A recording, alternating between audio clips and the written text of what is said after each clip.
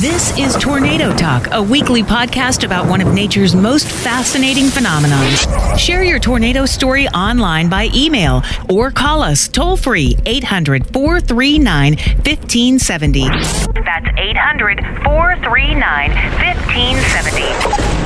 Now, meteorologist Jennifer Naramore and Dan Holliday, Tornado Talk is on. In May, tornadoes are top of mind when you live in the nation's heartland. Kansas and Oklahoma get more twisters in the month of May than any other time of the year. But each year is different. No season is ever the same. It all comes down to basic weather patterns and how they set up. Then it's watching, waiting, and warning. This is not good. RFD's starting to wrap around. These tornadoes may become rain right before they get into Dodge. They're not going to see them humming. Yeah, they're not going to see them coming at all. From May 21st through the end of the month, tornadoes were reported somewhere in the plains every single day. The most significant storms occurred between May 21st and May 25th. On May 24th and 25th, tornado emergencies were issued 2 days in a row for two Kansas communities, Chapman and Dodge City. They were close calls in Kansas. Meteorologist in charge of the National Weather Service in Dodge City, Larry Ruthi. There was a sense of fear and concern that it would hit western Dodge City. Many of us have families that and relatives that could be killed or injured by this thing. Meteorologist and storm chaser Matt Crowther. And you could hear the roar. It sounded kind of like that. They say a freight train. I'd say more like a loud waterfall is more apt of how a tornado sounds when you're close to it. Penn State Meteorology student and storm chaser Harrison Sincavage. My stomach dropped. It was no longer about observing what was going on. I was just thinking. I could not stop thinking, oh my God, people are in the path of this thing and it's going right towards Dodge City. It was such a helpless feeling watching this violent, mile-wide tornado. WIBW radio weather reporter Nick Gosnell. All those thoughts going through your mind while at the same time trying to stay on the air and continue to bring the information that the people need right now. It was really kind of emotional for me in its own way. And warning coordination meteorologist of the National Weather Service in Topeka, Chad Omit. That tornado stayed on the ground for nearly 26 miles. And it was on the ground for about an hour and a half. This is Close Calls in Kansas. Our look back at severe storms producing tornadoes that nearly hit two populated cities, one of which was wiped out by a tornado in 2008. But these storm clouds had silver linings. While they caused damage and destruction, there was not one life lost. Larry Ruthi at the National Weather Service said the severe weather setup really began coming together on Saturday, May 21st. On the 21st, that was kind of the beginning of this lengthy episode of severe weather. We were beginning to get some decent Gulf moisture back, and we had a dry line, as we often get at this time of the year. The dry line will begin to push east during the day to mix east, and it'll propagate back during the nighttime hours.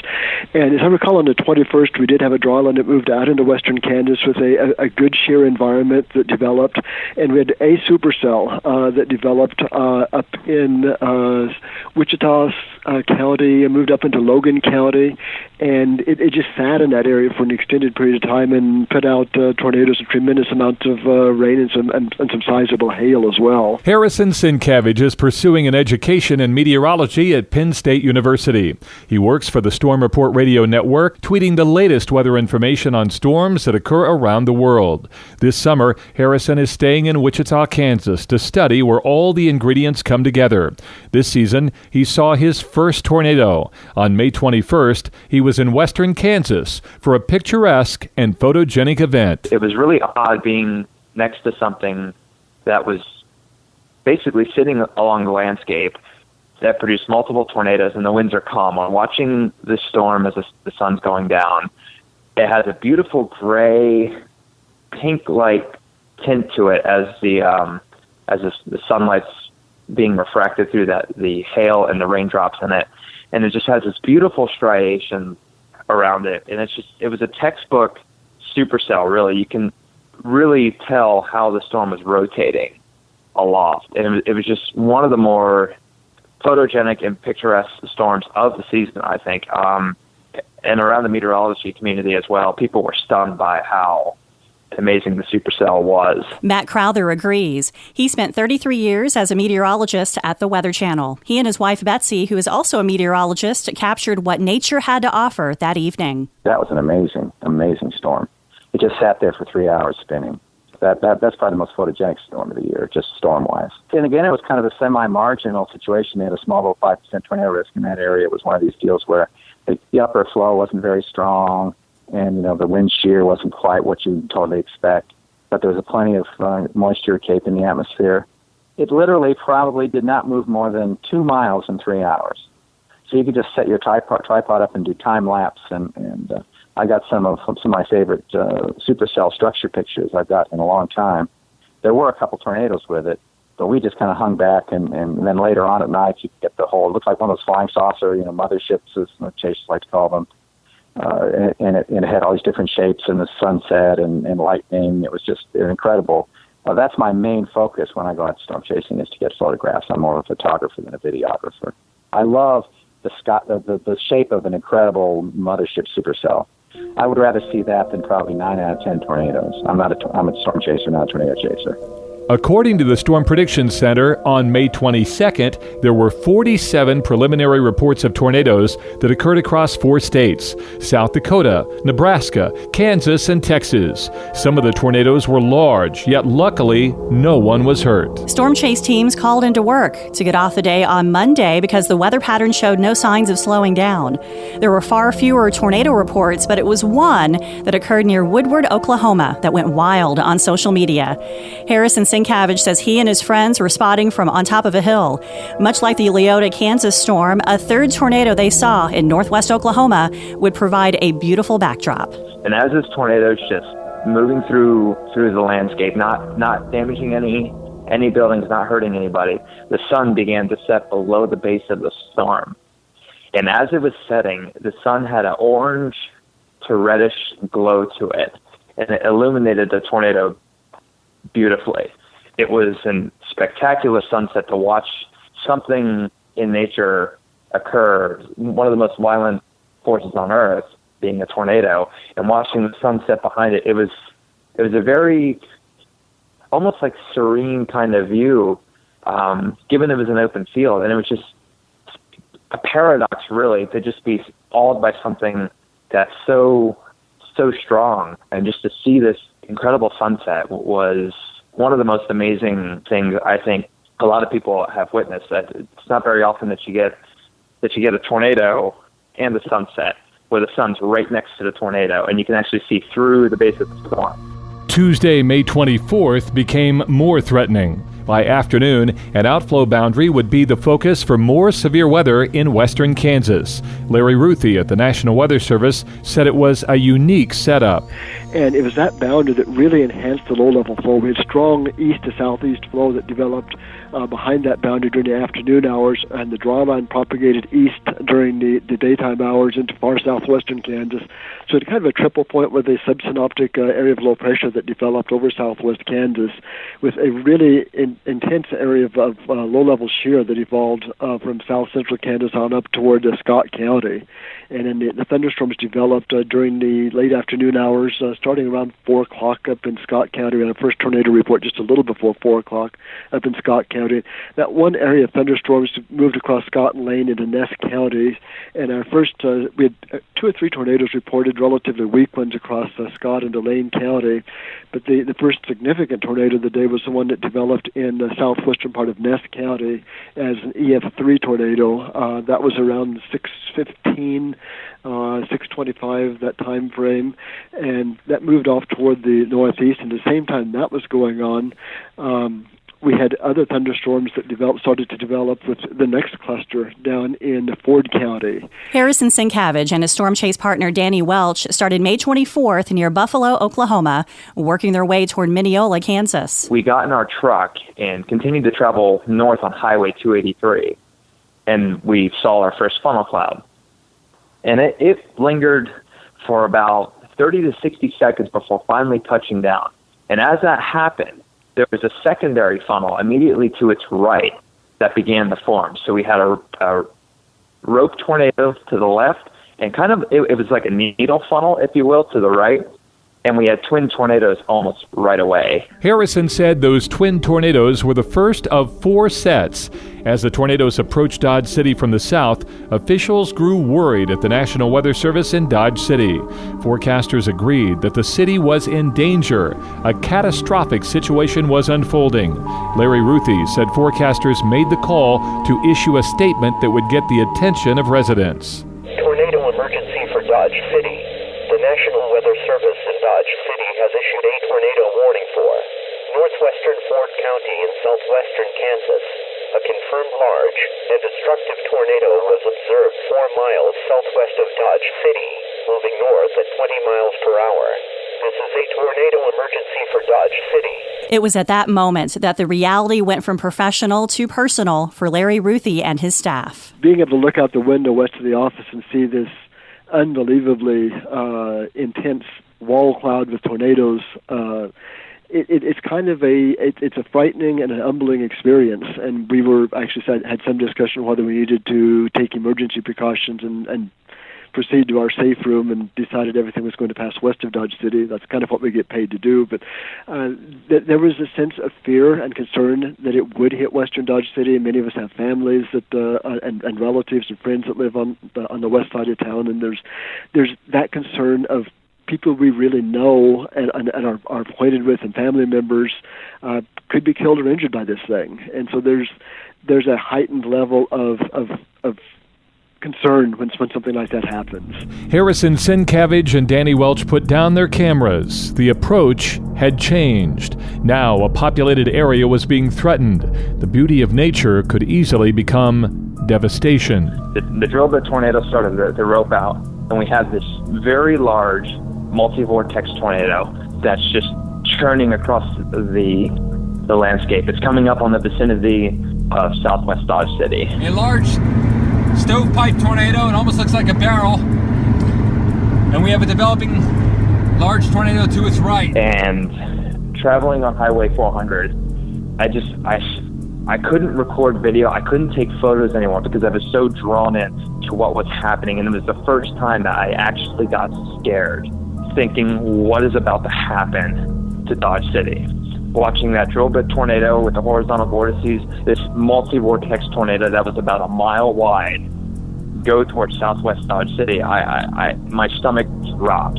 Like, it was no longer about observing what was going on. I was just thinking. I could not stop thinking, oh my God, people are in the path of this thing, and it's going right towards Dodge City. It was such a helpless feeling watching this violent, mile-wide tornado go toward town. Dodge City was spared from a direct hit, but there was damage. Harrison Sincavage and Danny Welch found themselves in a position to help.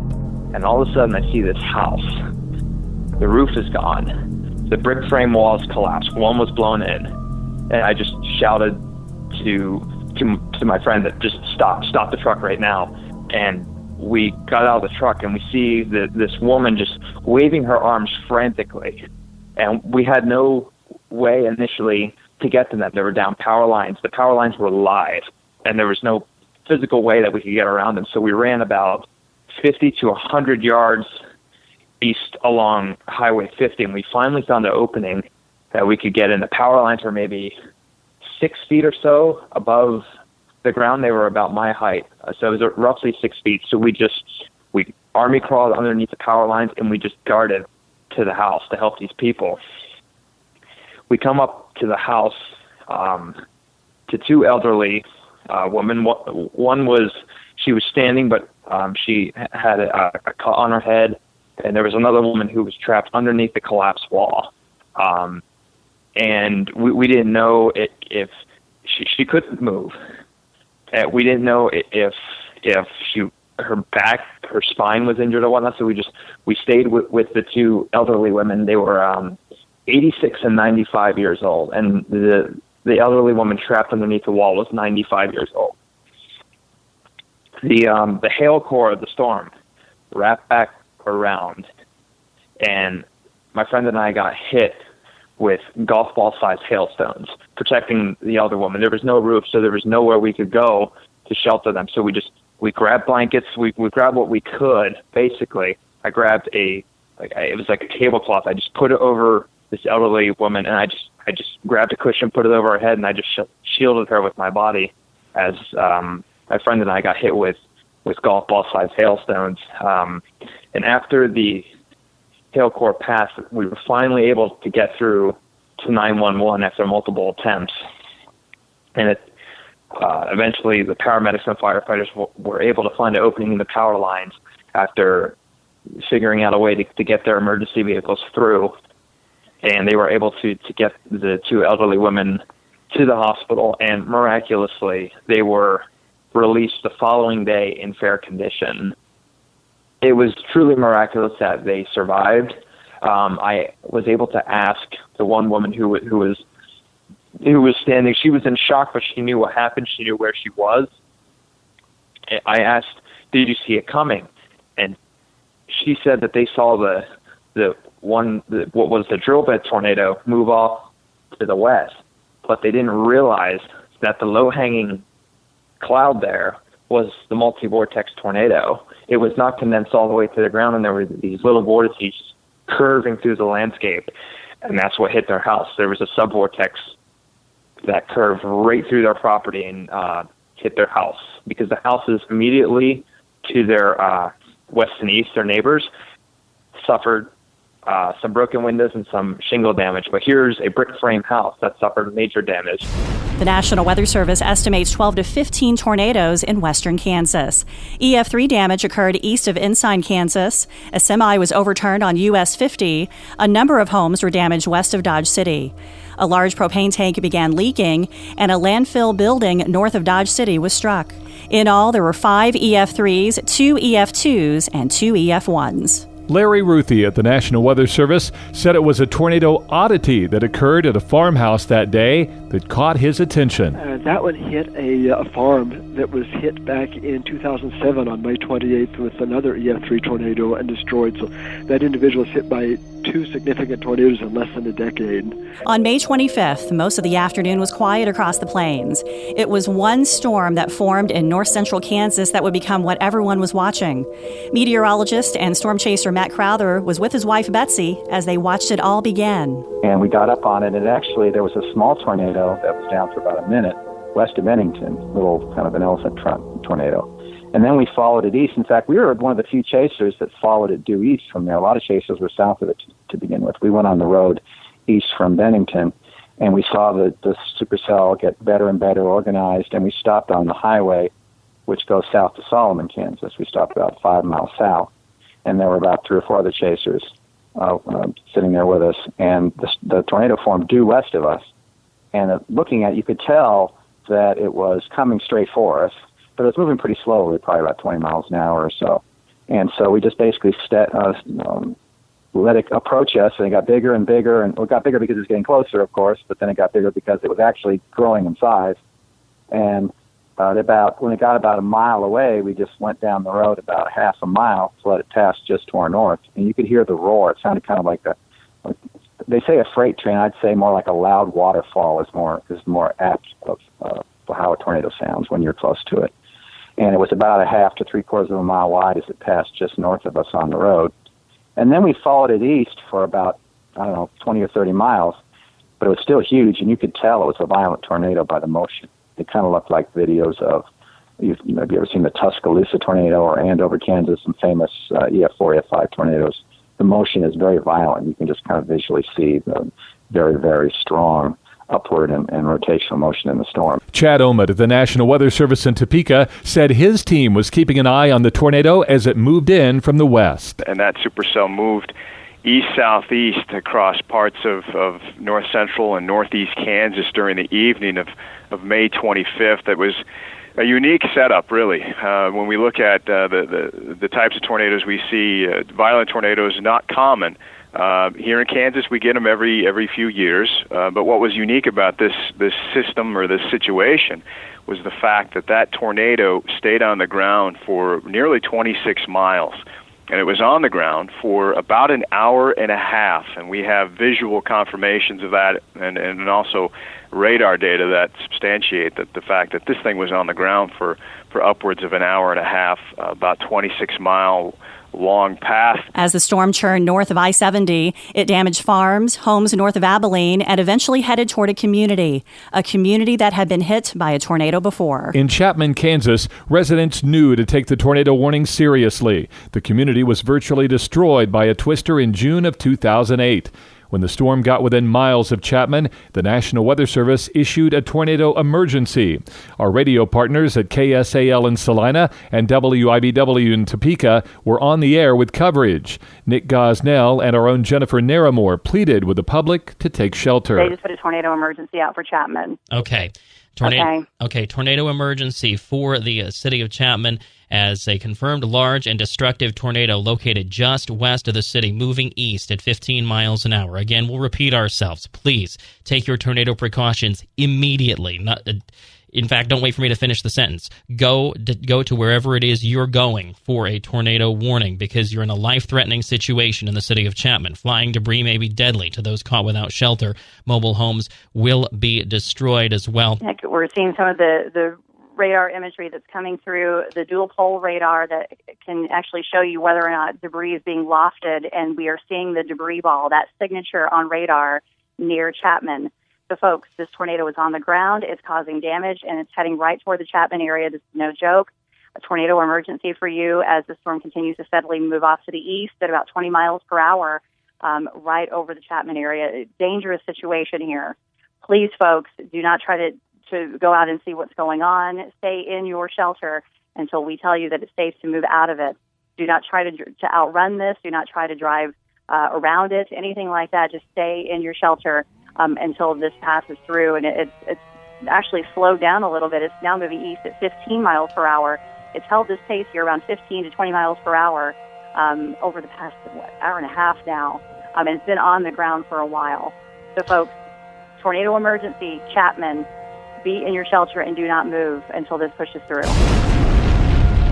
The tornado passed just south of Chapman. For the second day in a row, another close call in Kansas. No fatalities and no major injuries. Chad Omit at the National Weather Service in Topeka says the tornado caused EF4 damage from Niles to near Chapman, Kansas. This storm itself, it looked as though it was going to weaken and end, and perhaps the storm interaction allowed this tornado to actually persist and intensify again as it moved across Interstate 70 and just to the south of this small town of Chapman. That's where the most intense damage was seen, and that's where the EF4, the violent tornado rating, was designated to a farmstead just southwest, maybe a mile or so southwest of the small town of Chapman, Kansas. It was a sigh of relief.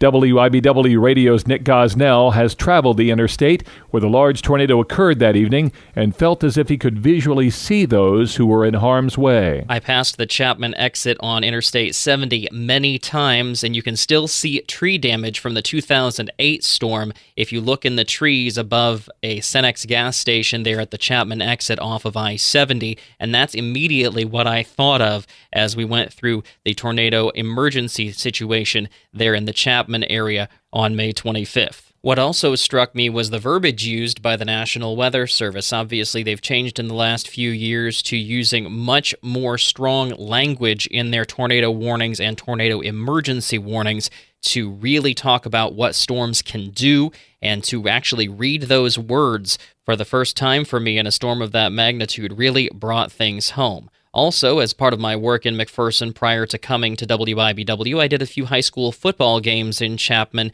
and I remember some of the new construction of the high school and things of that nature that took place after the 2008 storm that I thought to myself, are they going to have to build again? All those thoughts going through your mind while at the same time trying to stay on the air and continue to bring the information that the people need right now. It was really kind of emotional for me in its own way. We're thankful that nobody was seriously hurt. We had to our knowledge, no hospitalizations and no fatalities. There were 20 to 25 structures that were severely damaged or destroyed by this long-track tornado, and really a situation we're thankful for that again, nobody was seriously hurt or killed. The atmosphere may have played a part in disrupting what could have been on Thursday, May 26th. There were tornado reports in northeastern Kansas, but the atmosphere early on appeared much more violent. Harrison Sincavage was worried the night before. Thursday ended up not happening in the afternoon, which is a very good thing. Larry Ruthi agrees. That morning when I went through the data, I was concerned we were going to have another major outbreak with potential loss of life. But what hurt us that day, we had a number of thunderstorms in Oklahoma that kicked the outflow boundary up into southwestern Kansas. So by the time we were able to initiate the thunderstorm activity in the afternoon, we had stabilized the low levels of the atmosphere somewhat, and so we didn't have any reported tornadoes on that particular day when the environment favored, at least in the morning, it looked like we would have another significant outbreak. So all of these mesoscale features have to come together just right, like they did on the 24th, in order to get a major outbreak, and that's why they're so rare. But why the weather does or does not produce tornadoes continues to fascinate forecasters. As one longtime meteorologist, the late Cecil Carrier, once said, just when you think you've outsmarted a Mother Nature, she'll prove you wrong. And when you witness close calls and see the power of nature affect those in person, it can shake you to the core. It's one thing when you see it on the television, but when you come up on a house, you see people hurt, bleeding, they're trapped. You're the only two on scene. There's nobody else around. There's no paramedics. There's no policemen. There's no firefighters. Nobody's there. Instinct and adrenaline just took over, and we did what we could to protect them. And that changed my perspective on why it is I'm doing what I'm doing, why I'm studying meteorology. And I appreciate his dedication to helping people in helping that older couple that had been injured. I was impressed with that, so we appreciate that. Next on Tornado Talk, he studied tornadoes with the legendary Dr. Ted Fujita, who founded the Fujita Damage Scale. He called it the experience of a lifetime. Later, that PhD came to my benefit, putting me in the expert position for the severe weather expert at the Weather Channel. Episode 9 is all Dr. Greg Forbes on Tornado Talk. This has been Tornado Talk, powered by thestormreport.com.